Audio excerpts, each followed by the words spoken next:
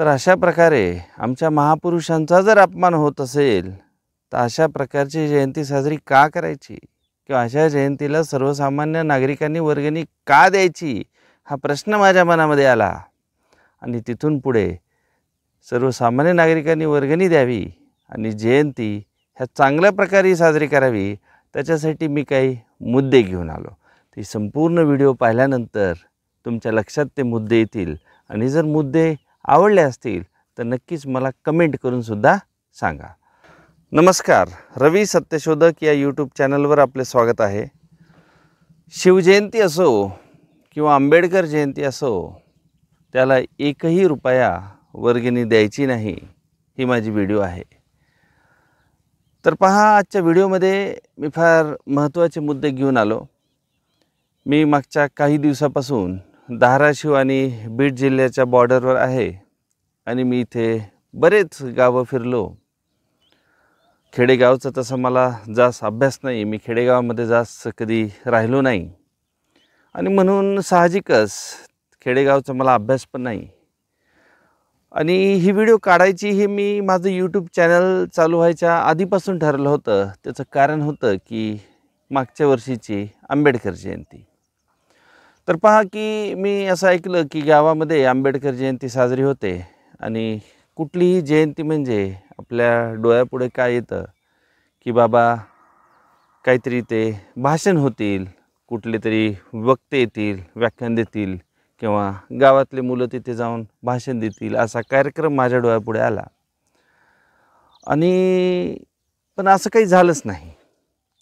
तर मोठी गावामध्ये मिरवणूक निघाली, डीजेचा आवाज, काही चांगले गाणे, काही घाणेरडे गाणे आणि नाचणे, आणि जवळपास 100 पैकी 15 ते 20 जण तिथे दारू पिऊन त्या रॅलीमध्ये सहभागी झाले आणि ते नाचत होते। आणि ते दारू जे पिणारे आहे त्याला कोणी अडवू पण शकत नाही, कारण त्याच्यावरून भांडणं होतात।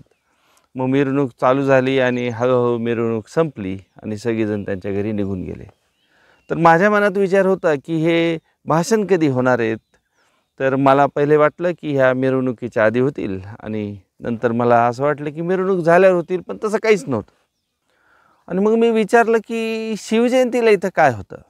तर शिवजयंतीलाही तेच होतं, कुठले व्याख्याने नाही, मुलांचे भाषण नाही, फक्त डीजे आणायचा, नाचायचं। काही जण चांगल्या मनाने नाचतात, काही जण दारू पिऊन येतात, म्हणजे तेच सेम पॅटर्न। म्हणजे आंबेडकर जयंती असो की शिवजयंती असो, तो सेम पॅटर्न त्याला। तर मी विचारलं की शिवाजी महाराजांवर एवढं सारं लिहून ठेवलेलं आहे, आंबेडकरांवर एवढं सारं लिहिलेलं आहे, आंबेडकरांची तर स्वतःची पुस्तकं आहेत, 100 पेक्षा जास्त पुस्तक शिवाजी महाराजांची आहेत, आंबेडकरांची पुस्तकं 100 पेक्षा जास्त आहेत। आणि मग ह्या पुस्तकाचं वाचन किंवा गावातली मुलं ते काहीतरी थोडंसं वाचणार आणि 1 मिनिट, 2 मिनिट, 3 मिनिट त्यांना शक्य तेवढं येऊन भाषण देतील, असं काही होत नाही। तर ते म्हणले नाही, असं काही होत नाही, असं इथं होत होतं, आम्ही शिवजयंतीला करत होतो। पण नंतर काय झालं की ते भाषण कोणाचं कोणी ऐकायला येणं बंद झालं। मग पहा की आपले जे महापुरुष आहेत, म्हणजे सांगायचं झालं म्हणजे मी या भारतातले बरेच राज्य फिरलो आणि जम्मू काश्मीरपासून ते तमिळनाडूपर्यंत, गुजरात राजस्थानपासून ते मणिपूर त्रिपुरापर्यंत माझ्या ओळखी आहेत। आणि नवनवीन लोक प्रत्येक वर्षी मला भेटतात आणि मी सगळ्यांसोबत चर्चा करतो त्यांच्या राज्यातल्या राजकारणाची, परत जे काही अंधश्रद्धा कितपत आहे काय, ह्या सगळ्या गोष्टी मी विचारत असतो आणि ते मी चेक करत असतो। तर महाराष्ट्रासारख्या राज्य या देशामध्ये दुसरं कुठलंच नाही। महाराष्ट्र हे सगळ्यात खास राज्य आहे, सगळ्यात चांगलं राज्य आहे, जिथं अंधश्रद्धा कमी आहे, जिथं जातीवाद कमी आहे, हे महाराष्ट्रच आहे, दुसरं कुठलंही राज्य नाही। तुम्ही म्हणताल की दक्षिणेकडचे राज्य आमच्यापेक्षा प्रगतीत नाहीत, मी स्वतः राहून पाहिले। आंध्र प्रदेश असो, तेलंगणा असो, तमिळनाडू थोडंफार आहे, पण ते महाराष्ट्र इतकं प्रगत नाही।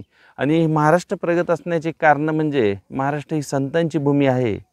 महाराष्ट्रामध्ये शिवाजी महाराजांचा जन्म झाला, संभाजी महाराजांचा जन्म झाला, महात्मा फुले, शाहू महाराज, आंबेडकर, अण्णाभाऊ साठे या सर्वांमुळेच महाराष्ट्र, आणि शेवटी आता दाभोळकरांचंही नाव घ्यावं लागेल, त्याच्यामुळे महाराष्ट्रामध्ये अंधश्रद्धा कमी आहे, जातीवाद कमी आहे, महाराष्ट्र पुढारलेला आहे। पण आता आपण परत आपल्या मुद्द्यावर येऊ की भाषण होतच नाही, कारण भाषण ऐकायला कोणी येतच नाही. मग आता एप्रिलपासून ते आजपर्यंत म्हणजे मी विचार करत राहिलो नेमकं आपण असं काय केलं पाहिजे, आणि त्याच्यावर मला एक पर्याय सुचला. आणि या शिवजयंतीला आता मी तो पर्याय जो गावकऱ्यांपुढे मांडलेला आहे आणि तो संमत पण झालेला आहे. तर आता बघू काय होतं. तसं मी परत माझी व्हिडिओ तुमच्यापर्यंत घेऊन येतो की हे बघा, मी इथे 3 निर्णयाला आलो. म्हणजे शिवजयंती असो, आंबेडकर जयंती असो, कुठलीही जयंती असो, की गावामध्ये 3 निर्णय झाले पाहिजे. तर माझा पहिला निर्णय असा होता की जे खेडेगावची मुलं आहेत ते इंग्रजी विषयामध्ये फार वीक असतात आणि स्टेज करेज तर त्यांच्यात फार कमी. आता इंग्रजीवर मी सध्या तर काही काम करत नाही, पण स्टेज करेजवर मी नक्की काम करत आहे. तर मी कोल्हापूरवरून शिवाजी कोण होता हे गोविंद पानसरेंचे 40 पुस्तक मागवले आहेत आणि ते मी मुलांना वाचायला देणार आहे. मुलांनी ते वाचायचं आणि त्याच्यातलं जे काही समजेल ते 30 सेकंद हो, 40 सेकंद, 1 मिनिट, 2 मिनिट त्यांनी ते येऊन आमच्या पुढे बोलायचं. म्हणजे काय होईल की समजा एक मुलगा जर भाषण करायला आला तर निश्चित त्याच्या घरातले 4 लोक आणि खेडेगावामध्ये आजूबाजूचे 2-3 म्हणजे एका मुलासह 6-7 जण येऊ शकतात. तर अशा आपल्या 40 मुलांनी जर भाषण केलं तर आपण 100-200 लोकसुद्धा छोट्याशा गावात जमवू शकतो. आता अशी काही मोठे गावं आहेत की जिथं शिवजयंतीला, आंबेडकर जयंतीला खूप लोक जमतात, पण छोट्या गावामध्ये जिची संख्या 1,500, 2,000, 3,000 आहे इथं लोक जमत नाहीत. तर असं करून काहीतरी आपण लोक जमवू शकतो. तर हा माझा पहिला मुद्दा होता आणि गावकऱ्यांनी तो ठराव पण संमत केलेला आहे. म्हणजे मी इथं बऱ्याच गावामध्ये फिरत आहे. त्याच्यानंतर माझा दुसरा मुद्दा असा होता की डीजेवर बंदी आली पाहिजे. तुम्हाला नाचायचं असेल तर आपण ते नाचणं थांबवू शकत नाही, पण डीजेच्या ऐवजी आपण बँड वापरू शकतो. डीजे लग्नाचा डीजे असो, आंबेडकर जयंतीचा असो, शिवजयंतीचा असो किंवा इतर कुठल्या कार्यक्रमाचा डीजे असो, या महाराष्ट्रामध्ये असे खूप सारे रिपोर्ट आहेत की तरुण मुलं म्हणजे नाचायला जास्त तरुण मंडळीच असतात, तर त्यांचे पडदे फाटलेले आहेत कानाचे.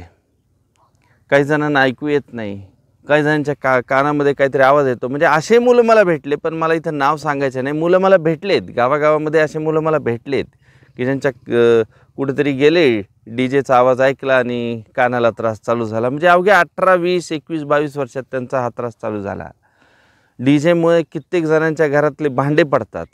बऱ्याच वेळेला एक लहान मूल असतं, 1 दिवसाचं, 2 दिवसाचं, 5-10 दिवस, 1 महिने, 2 महिने, त्या मुलाच्या सुद्धा कानाच्या पडद्याला त्रास होऊ शकतो. असे खूप सारे डीजेमुळे त्रास आहेत.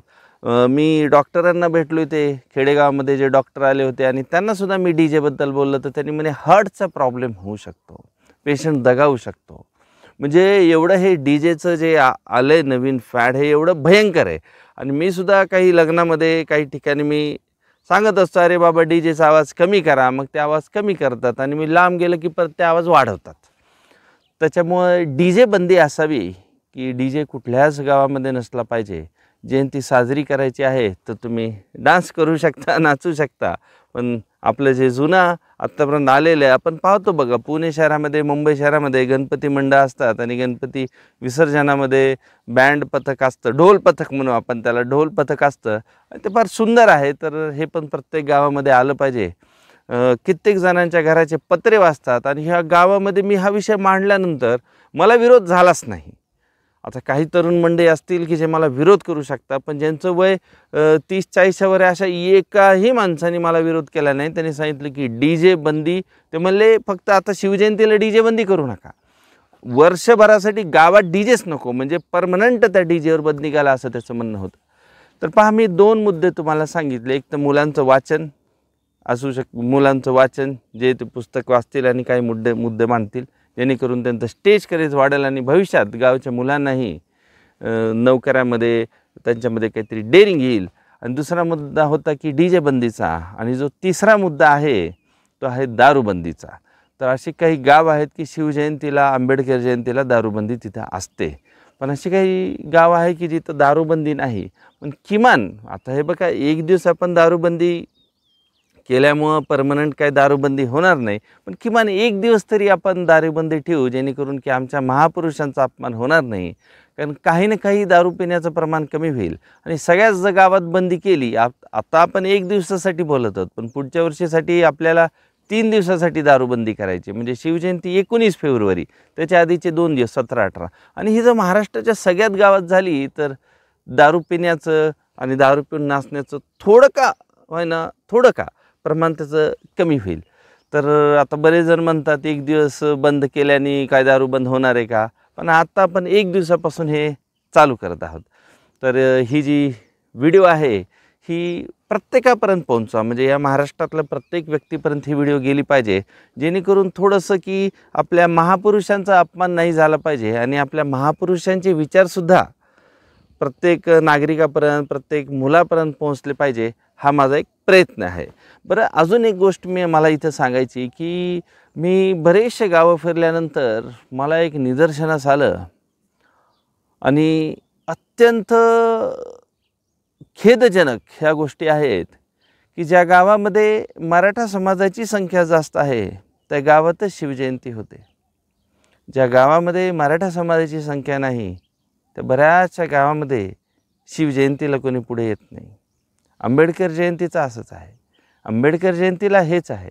ज्या गावामध्ये जो नवबौद्ध समाज आहे त्या समाजाची संख्या खूप जास्त आहे तिथेच आंबेडकर जयंती साजरी होते आणि जर त्यांची संख्या कमी असेल तर आंबेडकर जयंती ही साजरी होत नाही. आणि सगळ्यात दुःखद, महात्मा फुले आणि शाहू महाराजांची जयंती तर फार कमी ठिकाणी साजरी होते. आता मी जिथून बोलत आहे तर हे जे गाव आहे हे धाराशिव आणि बीड जिल्ह्याच्या बॉर्डरवर आहे आणि माळी समाज खूप कमी असल्यामुळे इथे किंवा मी जिथं कुठं गेलो तिथं माळी समाज फार कमी होता, फार कमी. त्याच्यामुळं महात्मा फुल्यांची जयंती साजरी होत नाही. म्हणजे आपण महापुरुषांनासुद्धा जातीजातीमध्ये वाटलेलं आहे आणि हे खरंच खूप खेदजनक आहे. म्हणून मी जिथं कुठं जात आहे तर माझे इथे 3 मुद्दे आहेत. एक तर दारूबंदी, दुसरं DJ बंदी, तिसरं पुस्तकाचं वाचन, म्हणजे मुलगा पुस्तक वाचणार नाही, पुस्तक पहिले वाचेल आणि त्याच्यातले तो काही मुद्दे सांगाल त्याला जो आवडले ते. आणि त्याच्यानंतर जशी शिवाजी महाराजांची जयंती होते, आंबेडकरांची जयंती होते, त्याचप्रमाणे शाहू महाराजांची सुद्धा आणि महात्मा फुलेंची सुद्धा जयंती साजरी झाली पाहिजे. आणि बघा की महात्मा फुलेंची जयंती असते 11 एप्रिल आणि आंबेडकरांची असते 14 एप्रिल. तर 11, 12, 13, 14 हे 4 दिवस खूप महत्त्वाचे मिळतात, ज्याच्यामध्ये दारूबंदीसुद्धा होऊ शकते आणि महापुरुषांची जयंतीसुद्धा साजरी होऊ शकते. महात्मा फुले जयंती आणि शाहू महाराज जयंती साजरी करत असताना हे DJ आणि बँड अजिबात नको. फक्त काय पाहिजे की शाहू महाराजांचे खूप सारे पुस्तकं आहेत आणि हे बघा हे सगळ्यांचे असे काही पुस्तकं जे 100 रुपयाच्या आत किमतीतले आहेत, फार कमी किमतीचे पुस्तक आहेत. आता हे जे मी पुस्तक देत आहे मुलांना हे मी माझ्या पैशातून देत आहे आणि ते पुस्तक मुलं वाचतील आणि परत घेतील आणि त्यांना मी परत घेणार, जेणेकरून मी पुढच्या वर्षी ते पुस्तकं वापरू शकतो. आणि जर मुलांना पुस्तकं पाहिजे असतील तर त्याची जी नॉमिनल किंमत आहे 30 रुपये, 40 रुपये, म्हणजे असेच मी पुस्तकं पाहते ज्याची किंमत फार कमी आहे, खेडेगावातले लोक विकत घेऊ शकतील आणि ते मुलांना समजायला सोपी भाषा पाहिजे असेच पुस्तकं आहेत. तर असा प्लॅन मी बऱ्याच गावामध्ये इम्प्लिमेंट करण्याचा मी प्रयत्न करत आहे. तर एका गावापासून मी चालू केला आहे. तर आता आपण परत भेटू शिवजयंतीच्या वेळेस. माझा जो प्लॅन आहे कितपत सक्सेस झाला ते आपण पाहू. आणि शिवजयंतीनंतर आहेच आता महात्मा फुले जयंती, आंबेडकर जयंती. प्रत्येक जयंतीला माझा हा प्लॅन सक्सेस झाला पाहिजे याच्यासाठी मी प्रयत्न करीन. व्हिडिओ आवडली असेल अशी मी आशा करतो. चॅनलवर नवीन असताल तर सबस्क्राईब करा. ही व्हिडिओ तुमच्या मित्रांपर्यंत, नातेवाईकांपर्यंत पोहोचवा. Thank you very much.